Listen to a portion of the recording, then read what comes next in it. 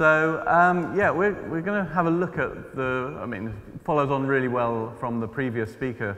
We're looking at the enterprise adoption of blockchain applications and the way in which they're used in the wider market. So moving away from the typical sort of cryptocurrency space and those areas where we've looked at with ICOs and things, how we're actually using blockchain in the real world to create solutions, like, as we said, the art solution that was in the previous speaker's presentation. Just so you know who I am, I'm a lawyer for 30 years in the space of payments, and that moved into cryptocurrency and blockchain innovation. I'm on the board of about 15 different companies, including a couple in the blockchain space, and I'm now running a payments company. But most fun of what I do at the moment is a podcast, which is available on iTunes amongst others, called FinTech Unplugged, and we've just released one now on crypto and blockchain that's come out today to coincide with this conference. So FinTech Unplugged, have a look at it and listen to it, when you can. So I've got two very different speakers today in the panel.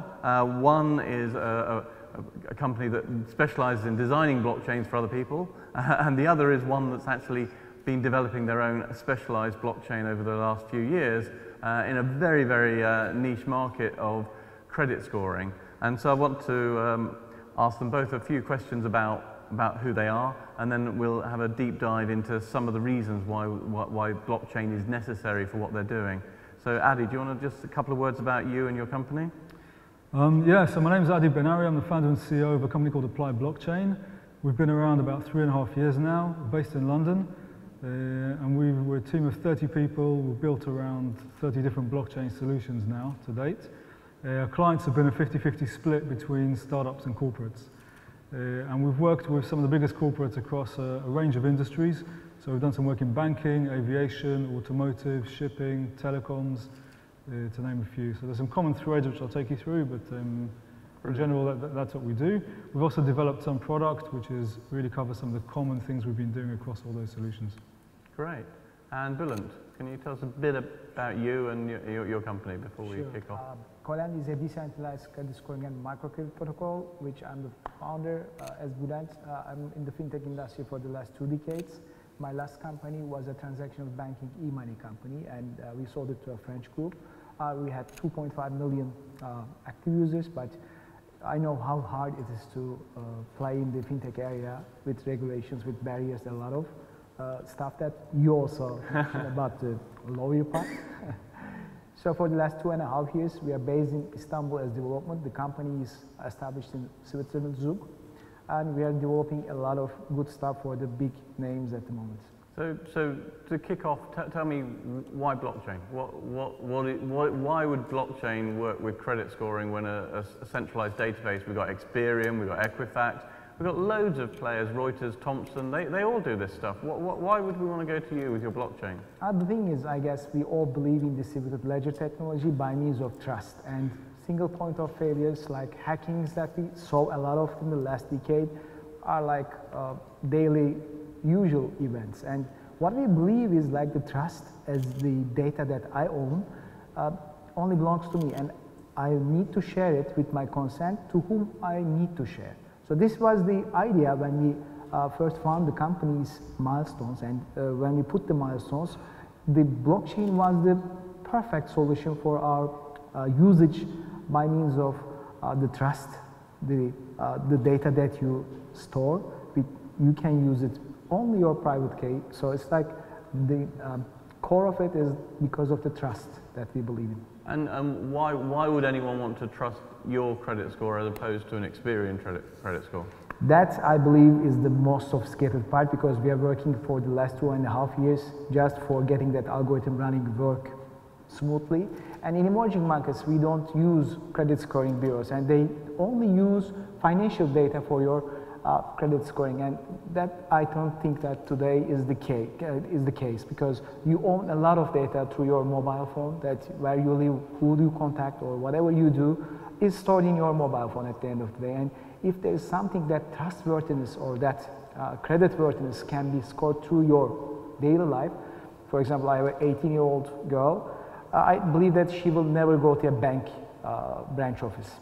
but she uses it daily a lot of times, like a lot of digital bank platforms. So I believe this is going to be the next big thing for most of the fintech ecosystem partners, because we believe that credit is like a loyalty to everyone.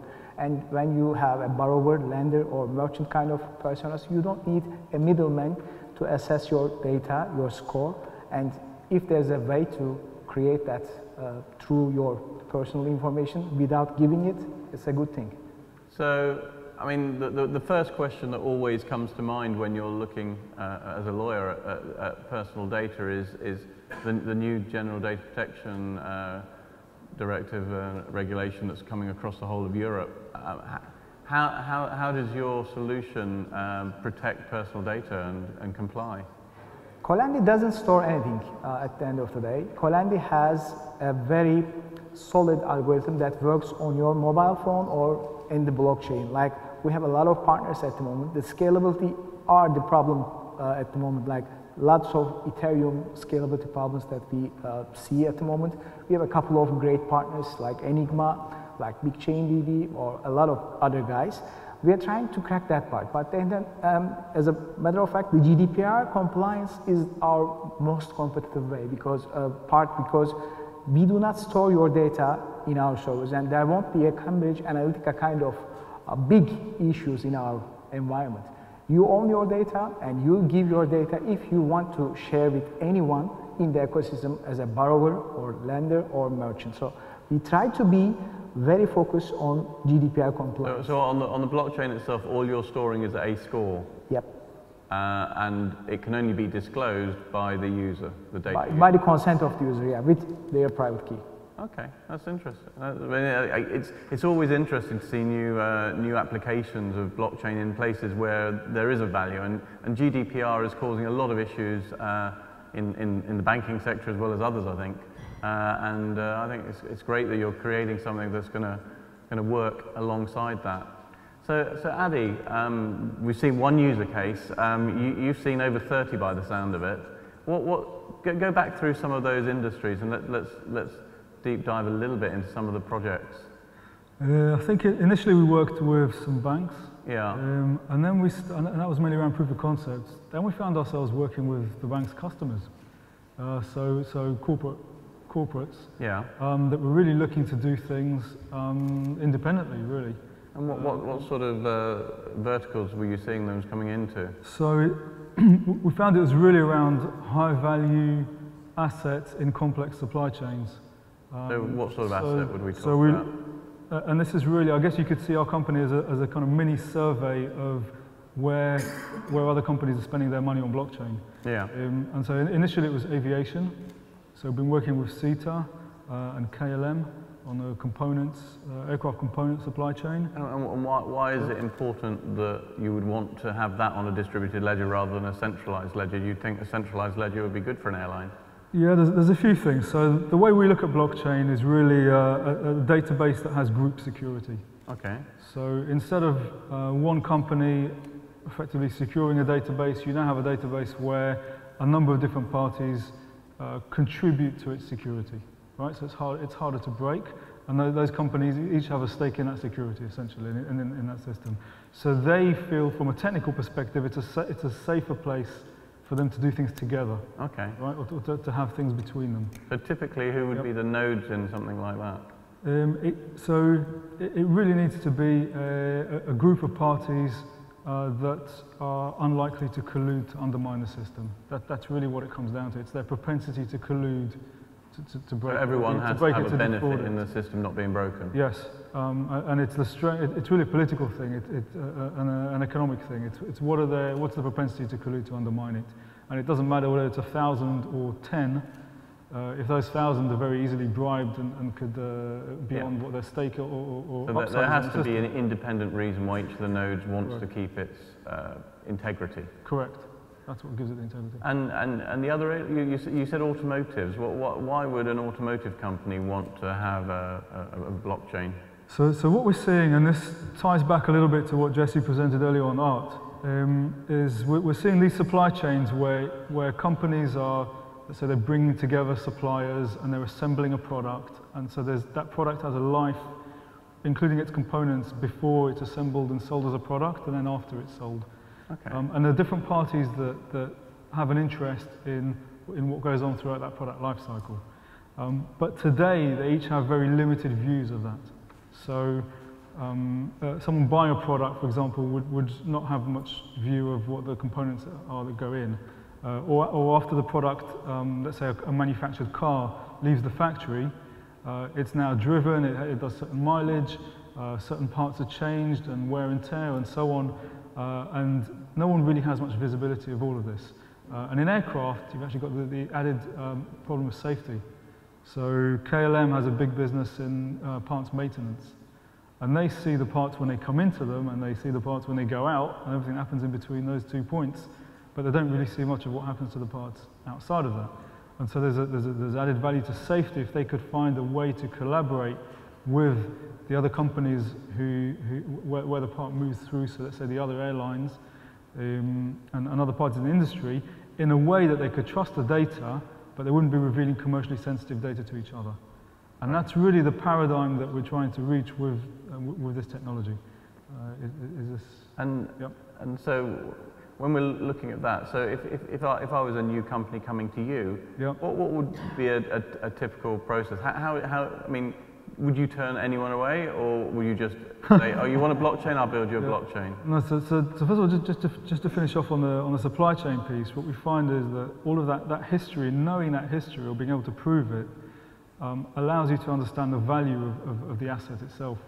So if it's a car or a plane or a ship, if you know what it's been through, if you know the parts that are in it and what's been changed and so on, you can assess the value better, and that drives financing for that part, purchasing of the part, insuring the part, and so on. So it's almost like the provenance you was talking about on the it's artwork. It's exactly that in supply chains, right? So really all the activity that happens around and all the different parties that engage in that asset get more from and reduce their risk by having a more solid base of the data. You've got the provenance of, of every part of the car. Exactly. So we're engaged by generally parties where there's a high value parts.